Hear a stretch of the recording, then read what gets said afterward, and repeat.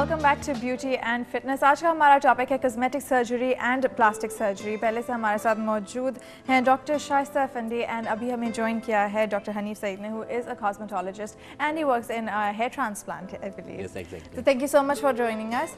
अभी डॉक्टर जुल्फ़िकार हमारे साथ मौजूद थे और हम बात कर रहे थे, we touched upon the topic of burns, क्योंकि because you work in the burns department also and I believe कि ये बहुत ही प्रेवलेंट इशू है बिकॉज पीपल उनको अक्सर पता नहीं होता है कि जब बर्न होता है आपको इमीडिएटली क्या करना चाहिए, और विद टाइम ज़्यादा बुरा हो जाता है burn and then you have to resort to surgery. तो बिकॉज यू सेड दैट ये थोड़ा हमें बताना चाहिए ऑडियंसेस को, उनको थोड़ा अवेयर करना चाहिए कि आपको बर्न को कैसे ट्रीट करना चाहिए। So could you please tell us कि अगर लेट्स से कि एक बर्न होता है, अगर गर्म पानी गिर गया हाथ में and it's really bad burn, आपको इमीडिएटली क्या करना चाहिए to avoid going to a surgeon? Actually ये जो पिछला क्लिनिक था उसी में 3 बर्न पेशेंट्स आए थे एंड दिस इज़ समथिंग जो कि हर घर में हर वक्त होता है, कुछ ना कुछ छोटा बर्न, बड़ा बर्न एंड सो ऑन, और इतना पैनिक होता है और सब ऐसे परेशान हो जाते हैं। परेशान कौन है, क्योंकि अगर एक्सटेंसिव बर्न हो तो इट कैन बी लीथल, लेकिन अगर इनिशियली शुरू ही से उसका सही इलाज हो जाए तो बहुत अच्छे रिज़ल्ट आते हैं और स्कार्स भी नहीं होते अगर सही से उसका मैनेजमेंट हो जाए। तो अगर खुदा न खास्ता कभी बर्न हो किसी भी किस्म का, इवन एसिड, एल्कली वगैरह, तो बहुत सारा ठंडा पानी डालें उस पर, और अगर सौगी कपड़े हैं उसमें गर्म पानी या एसिड वगैरह तो इत्मीनान से उतारें, जल्दी कुछ नहीं होती है उसमें। और जो मेन चीज़ है, अगर ब्लिस्टर्स वगैरह हैं तो उसको कभी भी किसी को काटने ना दें, बिकॉज़ वो सबसे अच्छी ड्रेसिंग होती है और उसके अंदर जब हीलिंग होती है तो बहुत अच्छी, और उसके रिज़ल्ट्स बहुत अच्छे होते हैं। और अनफॉर्चुनेटली जब भी इमरजेंसीज़ में लेके जाते हैं, सबसे पहले जो भी वहाँ होता है वो कैंची लेके और ब्लिस्टर्स को काटता है। तो जो भी आपके जो सामीन हैं वो सुन रहे हैं, दूसरों को भी ये बताएं कि कभी भी ब्लिस्टर्स को मत काटने दें, और ढेर सारा पानी या ठंडा दूध या जो कुछ है वो डालें। बहुत एक्सटेंसिव बर्न हो तो ले जाएं हॉस्पिटल में, वरना स्पेशलिस्ट को दिखा दिए। राइट, एंड ऑल्सो कि जो पेन आता है बर्न्स के उससे, तो I think that's the worst sort of pain imaginable. I think मैंने पढ़ा है कि जब फायर लगती है हाथ पे या बॉडी पार्ट पे, तो I think that's the worst sort of pain imaginable. आपने भी एक्सपीरियंस किया होगा हीट कभी ना कभी। Oh my God! सबको पता है। एक दफ़ा I was making a cup of tea and an entire kettle of boiling water मेरे पूरे हाथ पे, and I was crying for a day. मुझे पता नहीं था मैं क्या करूँ, but the thing is कि उस पेन को हमें कैसे मैनेज करना चाहिए? मैं समझता हूँ कि ये थोड़ा सा जो खौफ है ना बर्न का, वो उस पेन से ज़्यादा है।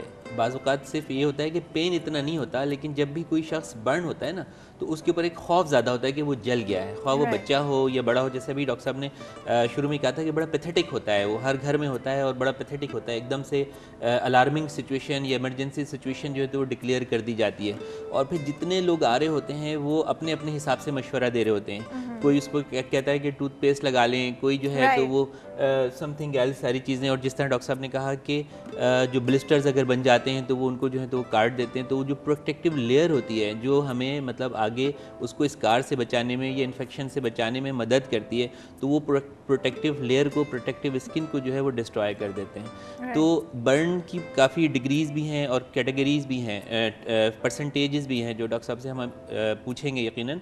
तो फर्स्ट डिग्री, सेकंड डिग्री और थर्ड डिग्री, मेरा ख्याल है जहाँ तक हमें जो याद पड़ता है वो 3 डिग्रीज़ में हमने उसको डिवाइड किया हुआ होता है। तो आमतौर पे जो फर्स्ट डिग्री बर्न होता है उसमें तो खौफ ज़्यादा होता है, पेन इतना ज़्यादा नहीं होता क्योंकि वो बहुत सुपरफिशियल सा होता है। लेकिन जो सेकंड डिग्री और थर्ड डिग्री बर्न है, डेफिनेटली उसमें deep layers of the skin जो हैं वो डिस्ट्रॉय हो जाती हैं, तो वो पेन काफ़ी ज़्यादा पेनफुल होता है क्योंकि वो फिर नर्व्स तक जो है तो वो जा रहा होता है। आई थिंक तो फर्स्ट थिंग हमें जो करना चाहिए कि put it under cold water. That's it. And जो सुपरफिशियल है इट्स लाइक अ ग्रीस, तो उसमें there is a immense amount of pain just like a grease, and all the endings are out, but the deeper the burn the less the pain and less the fluid that is extruded out of it, the burn, because वो thick हो जाता है, it's like a leather। जब leather की तरह एक covering आ जाती है तो there's no pain and they're quite happy, but they are severely burnt at that time। तो superficial है and one is jumping around, it's a good sign। Right. Okay, so coming back to cosmetic surgery a little bit, I think one of the most common procedures जो हम especially जो हम television पे देखते हैं या जो forefront पे लाई जाती हैं, it's when it comes to augmentation, when you want to get implants, hip implants or breast implants and things like that. So how common is this in Pakistan really? It's ladies do enjoy getting it done, and especially young girls who have smaller breasts, they look for it, کیونکہ آج کل اتنا وہ information مل جاتا ہے from internet and other media sources and they very aware and کافی اس کا ٹرینڈ بھی ہے and more so in models and ladies who are in the show biz etcetera ان کا زیادہ ہے. And there of course some married women جو کہ their husbands are keen on a better figure etc. and also ایک دو بچے ہونے کے بعد جو ڈفرینس آ جاتا ہے فگر میں اس کے لیے امپلانٹس یوز کرتے ہیں. تو اس پروسیجر میں رسکس انوالوڈ ہیں اس میں؟ are there any side effects that come along? جی بالکل. with everything there is it's a foreign body جی اینڈ بتانا پڑتا ہے پیشنٹ کو کہ اس کے کمپلیکیشنز ہو سکتے ہیں. ایک تو جنرل اینستھیزیا کا ہے, دین انفیکشنز کا ہے, اور بیکاز ایک فارن باڈی ہے تو جسم اس کو شاید ایکسیپٹ نہ کرے تو it can come out also the way it went in. اس میں کوئی ایسے ڈینجرس نہیں ہوتا but it can be a problem. تو یہ سب چیزیں اگر سمجھا کے اور اگر پاسٹ ہسٹری اچھی طرح سے لے لیں کہ ان کو ریئیکشنز ہیں, الرجیز کی ہسٹری ہے, یہ وہ, تو کافی پریڈکٹیبلٹی ہے کہ کیا رسپانس ہوگا. اور اس کا جو آپریٹنگ تو اپنی جگہ پہ ہے, جو آفٹر کیئر ہے that is also very important to give a good result. اچھا ڈاکٹر حنیف, آفٹر کیئر میں آپ کیا سجیسٹ کریں گے؟ جیسے میڈم نے بتایا تو counsellings are very important in these sort of the procedures. جو بھی پروسیجرز ہیں بریسٹ امپلانٹ کے حوالے سے لے لیں, یا لیپوسیکشنز, یا ٹمی ٹک لے لیں, یا لپ آگمنٹیشنز کہتے ہیں, یا جو بھی ہم چھوٹے پروسیجرز کرتے ہیں لائک بوٹاکس ہیں اور فلرز ہیں, تو پیشنٹس کی یا جو کلائنٹس ہوتے ہیں ان کی ایکسپیکٹیشنز بڑی ہائی ہوتی ہیں. انہوں نے ایک آئیڈیالوجی جو ہے وہ ڈیولپ کی ہوتی ہے اپنے مائنڈ میں کسی ماڈل کو دیکھ کے, کسی I want to be like yes I want to be like this.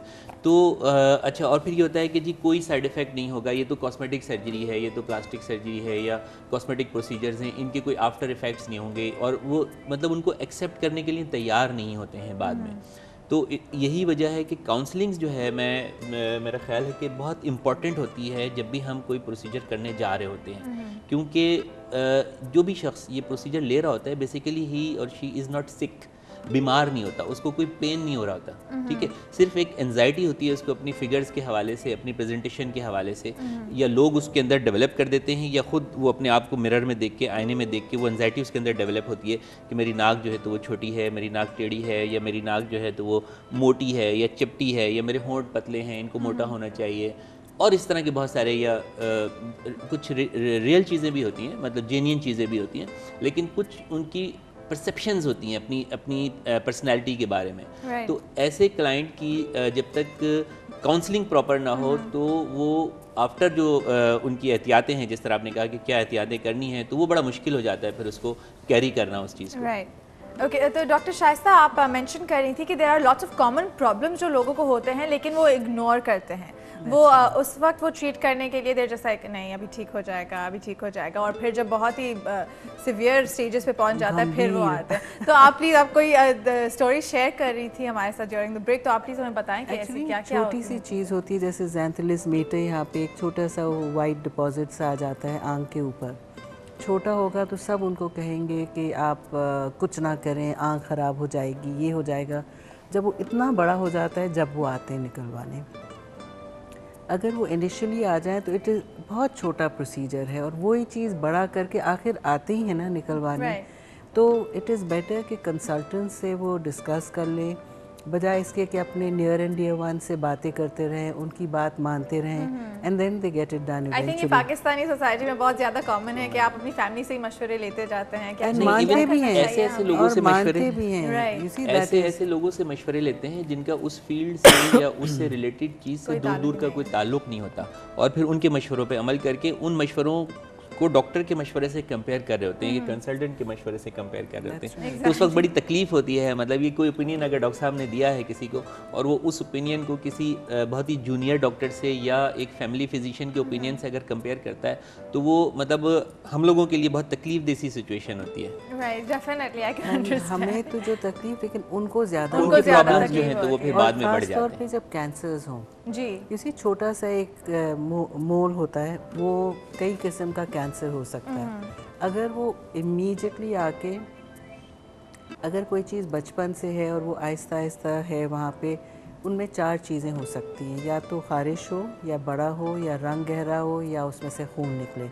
तो उस वक्त तो आकर के और डेफिनेटली उसको बायोप्सी करा लेना चाहिए। Doctor Shaista, on this note मैं आपसे आखिरी मैसेज देना चाहूँगी, because we have to go on towards a break. लेकिन आप जब हमें ये मैसेज दे रही हो तो आप प्लीज़ मुझे और हमारी सारी ऑडियंस को बताइएगा कि how important it is for women specially कि वो सेल्फ एग्जामिनेशन करें for breast cancer, because it's very prominent और अक्सर लोग जाते नहीं हैं डॉक्टर के पास रेगुलर एग्जामिनेशंस कराने के लिए। पॉसिबल हो सकता है कि वो अनकम्फर्टेबल फील करें। So if you can tell us a little bit about the procedure, ताकि जो भी हमारी ख़वातीन देख रही हैं वो घर पे ही देखिए, all human beings have breast, right, men, women, children and the hermaphrodite, ठीक है।